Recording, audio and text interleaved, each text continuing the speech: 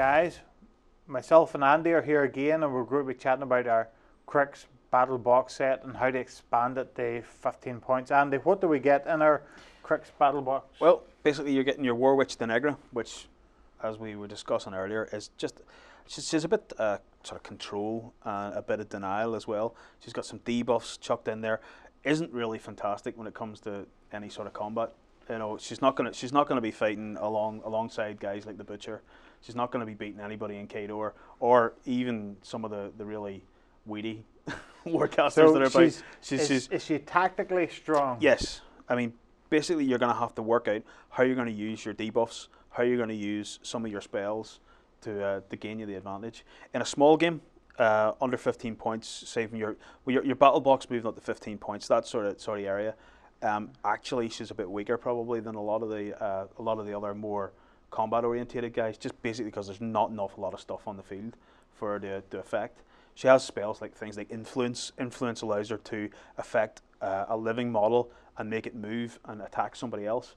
But the fact is, in games of this size, the amount of living models that you're talking about are very few. Most of it's going to be Warjacks and stuff like that. You're going to be struggling to use her spells. Yeah, well, that basic spell, that's only cost her 1 point, you see. That's only one. Is Deneghra more built for the bigger battles? Definitely. She's the best sort of warcaster if you're running a game that has 2 warcasters in it. She's the best sort of second one that you put in because she's got loads of debuffs and she can back the other guys up. Funny, that's as soon as you mentioned her, that's what I thought. This is support to this is a junior warcaster. That's it. A sort of secondary. I mean, especially when you see some of the other guys for Cryx like Asphyxious, the Iron Lich, and other guys, Gorshade, and all these sorts of guys.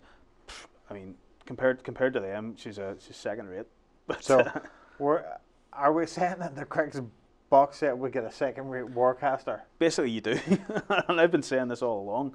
I like Cryx, so Cryx. When I first looked at this, I thought the Cryx looked cool. But you're a Necron player as well. I mean, of course, that's where you're going to like that sort of stuff. But again, I mean, don't get me wrong. When it comes to the battle box, you can win.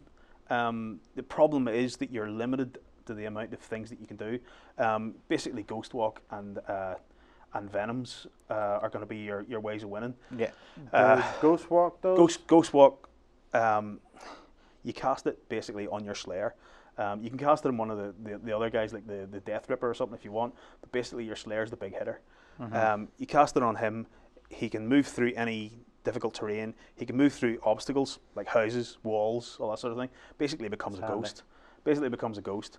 Can't be affected by free strike, so nobody can hit him on the way past. The only thing that he can't walk through, unlike guys who are incorporeal, is other models. So basically, you've still got to position yourself to get in. But other than that, I mean, basically you can't bog him down in combat at all, as long as she's able to cast Ghost Walk on him. He can just up and leave. If the enemy manages to corner him in the combat that they like, if he survives next turn, he just you ghost walk him and off he goes and goes and gets somebody else. Reminds me very much of the Matrix. It does. I can't remember what you called the ghosts in it, but yeah, ghosts are always good. Well, we'll come to more ghosts in a minute. They are. If we move on, their Slayer. Well, the Slayer, as we were saying there, I mean, the Slayer hits hard.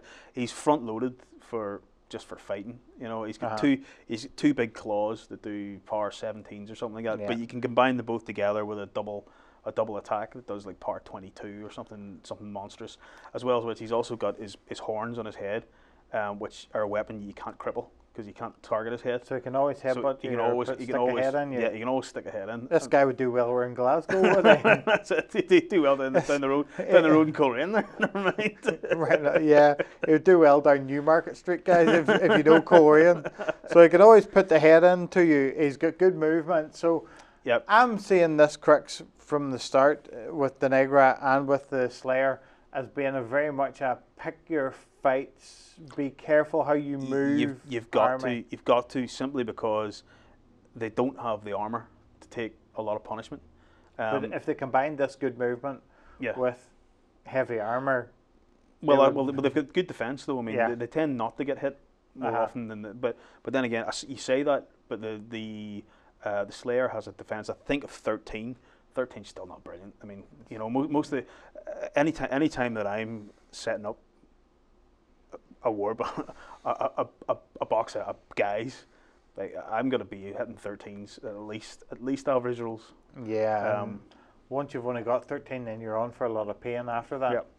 Yeah, basically, and I think his armor's about 17, so he's going to be taking roughly about 3 points extra over what a K-Dog Jack would be taking, which is a lot in this game. So if you use them correctly to pick your fights, can you get them points back?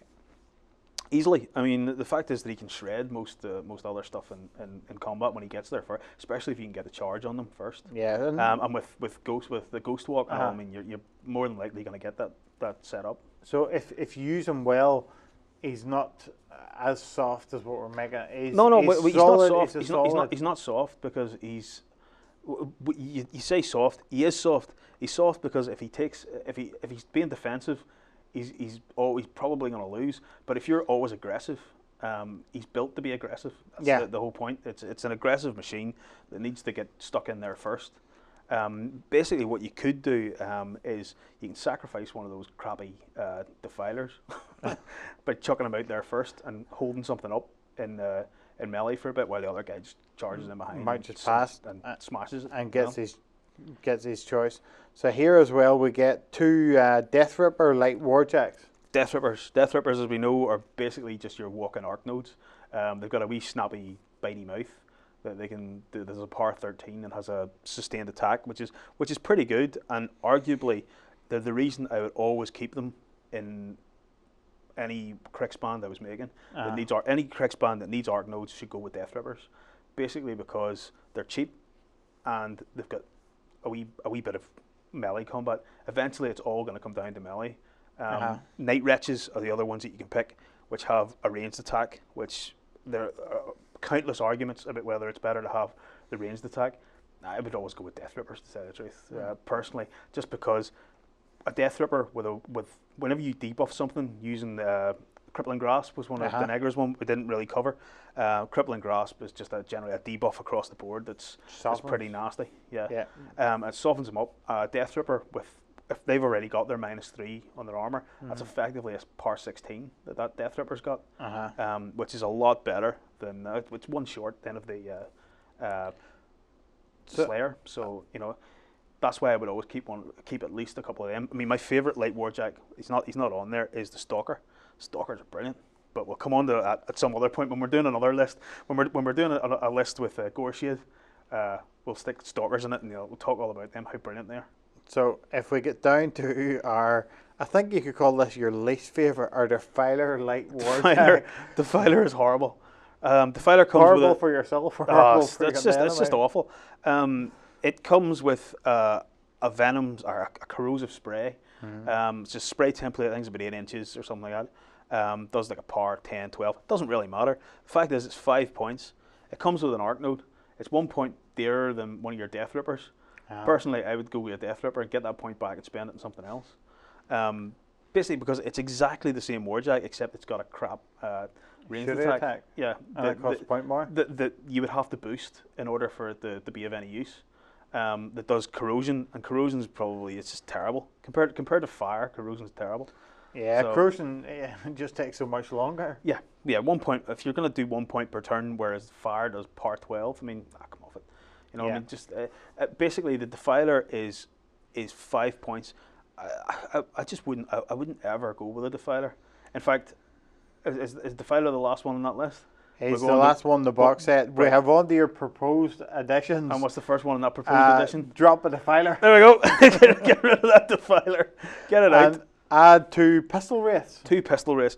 Pistol Wraiths are great. Now, they're incorporeal, which means they're ghosts. So the one thing you've got to watch out for all the time are magical ranged attacks. And if you've watched the other video that we made about Signar, you know that they get magical ranged attacks all over the place.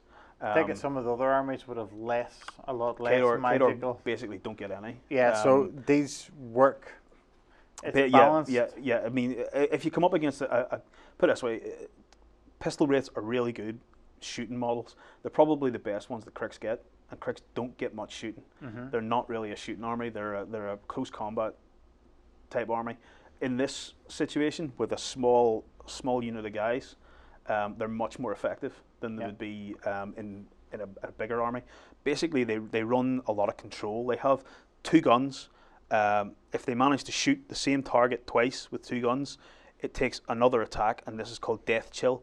The Death Chill attack basically removes either the action or the movement of whatever it is you shoot. So whoever say you shoot one of those Warjacks there, the player next turn has to decide whether they're going to forfeit their movement or their action in order to keep going. So it's not handy either way. It's half this. Basically, it's half this turn.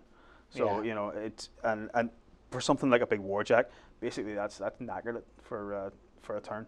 Yeah. You have to be hard pressed to actually do anything at that point. And if you get 2 of them going at once, that's 2 Warjacks you can do that to every turn. And in this size of game, that can be devastating. So if we're playing a 15-point game and the opponent only has one of the big heavy Warjacks, these guys, the pistol wraiths, you just use it to stop them. I would get one of the pistol wraiths to lock down the Warjack, just shoot it twice. And most of the big Warjacks are coming in defense 13, I think is the best one. The Slayer's probably probably one of the best. 13, those guys are going to hit a 13 better than average rolls. So bang bang, there you go. You've lost either your movement or your action. Which one's it going to be? You're not going to be running. You're not going to be doing anything like that. The other one then at that point is free to go and cause havoc elsewhere. Either shooting the other stuff you have, locking down another Warjack. If you've got any solos or anything, basically these guys can also collect soul tokens. They're undead and they collect souls. So if they can kill something that's living, say you had a unit of guys, they can start shooting your unit, and for every one of those guys they kill, they can get one of their tokens, and the token allows them to boost either their attack roll or their damage roll, which makes them 20 times more effective. So it's all cumulative. If they can wipe out a few soft guys at the start of the game, a few soft living guys at the start of the game, then by the end of the game they're getting to be very vicious. Yeah, but by the end as soon as they've got a couple of soul tokens on them, basically they're going hunting Warcasters at that point. Yeah. They are, because at that point you're going to get, if I've got 2 soul tokens, say, that's 2 damage bonuses that I'm going to go for. I think the wraiths come in, it's either 7 or 8 rat. I think it's 8. They're up the top end. So yeah, basically, unless your Warcaster has a really high defense or something like that, they're gonna start causing some serious damage. And remember, if you've got a Warcaster too, something like the Butcher, say, who may not have one of the higher end defenses, especially without Iron Flesh or something cast on them, then they can go start doing the old shooting as well. 2 shots, and that's going to take off his movement or his action as well, so he can get death chilled too. Not good fun for anyone. So you could pretty much death chill a fair section of the opponent's army. Yeah, that's basically what you. And at this, when you're talking about 15 points, where you're not going to have a whole lot of guys unless you start putting in units, then basically you can death chill 2 guys per turn, as well as which of course death chill is only over and above the fact that they've just shot you with 2 power 12 attacks. Yeah. As well, so you're taking damage too, as well as taking the death. You're damaged and chilled pretty much at the same time, so there's no huge downside. I can see why you would drop a defiler for this, because the defiler's giving you another arc node, which albeit is reasonably good, but I've already got 2. You've already got 2. The fact is that the arc node is only really good for channeling something like Ghost Walk to put onto the Slayer. Yes, you can start spitting out venoms and stuff like that, but the venom spell that she does, that Deneghra can cast, is an 8-inch spray that has power 10 and does corrosion. Again, it's not going to win the game for you. It can win the game, but it only wins the game if your opponent has hidden his Warcaster behind some big Warjack and spent all his focus. And even then, you're rolling 2 dice. Without boosting it, you're rolling a couple of dice. You're maybe getting about 4 or 5 points of damage on them. Still going to take about 3 or 4 of them to take them down. And ideally, you want to take them down in one fell swoop. One turn. You want it to be. You've made a mistake. 1 turn, bang. That's you're dead. It's all over. Yeah. So this is our Cryx battle box set, guys. You can tell us what you think of it. Personally, I think it's more of a tactical box set than basically an idiot box set. It's a box set where you have to be careful what you do. Again, though, I always make this claim that I don't think Cryx is for beginners, but the problem is everybody looks at Cryx who've never played War Machine before and goes, "I like Cryx. I can start playing it." And the battle box set is not the way. It's not the way to start. No. This is the perfect opportunity to say, if you want to start doing playing Cryx, get yourself the battle box, but get Iron Lich Asphyxious with it as well, who's much better and much easier to start with, because he's as a warcaster, he's much more forgiving. He has better abilities. He's better in melee. He's got better ranged attacks. He's just better all around. He's just better across the board. So, guys, you can tell us what you think. Have you bought Cryx? Have you got your ass handed to you with a Cryx Starter box set? Stick some comments in below, guys, and we'll see you in the next one of these videos.